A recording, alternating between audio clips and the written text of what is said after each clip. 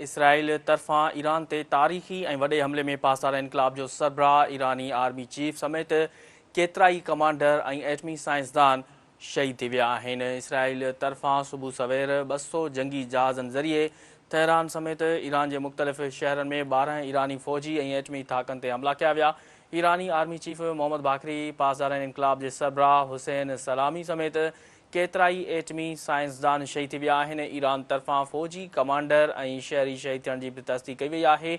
Israeli हमलनि में केतिरियूं ई इमारतूं मिटीअ जे ढेरनि में तब्दील थी वयूं आहिनि। इसराइली हमलनि खां पोइ मुल्क में हंगामी हालतूं बि लागू कयूं वयूं आहिनि। इसराइली फ़ौज जो चवणु आहे त ईरान ते हमले जो पहिरियों मरहलो ख़तमु थी चुको आहे। ऑपरेशन राइज़िंग लाइन वधीक 2 हफ़्तनि ताईं जारी रहंदो। अव्हां खे अहम ख़बर खां आगाह करे रहिया आहियूं त इसराइल तरफ़ां ईरान ते तारीख़ी ऐं वॾे हमले में पासार इनक़लाब जो सरबराह ईरानी आर्मी चीफ समेत केतिरा ई कमांडर ऐं एटमी साइंसदान शहीद थी विया आहिनि।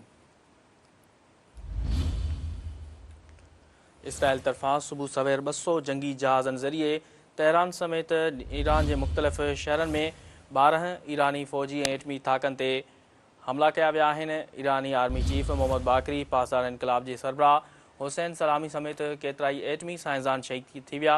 ईरान तरफ़ां फ़ौजी कमांडर ऐं शहरी शहीद थियण जी तस्दीक़ कई वई आहे। इसराइली हमलनि में केतिरियूं ई इमारतूं मिटीअ जे ढेरनि में तब्दील थी वयूं। इसराइली हमलनि खां पोइ मुल्क में हंगामी हालतूं लागू कयूं वयूं आहिनि। इसराइली फ़ौज जो चवणु आहे त ईरान ते हमले जो पहिरियों मरहलो ख़तमु थी चुको आहे। ऑपरेशन राइज़िंग लाइन वधीक 2 हफ़्तनि ताईं जारी रहंदो।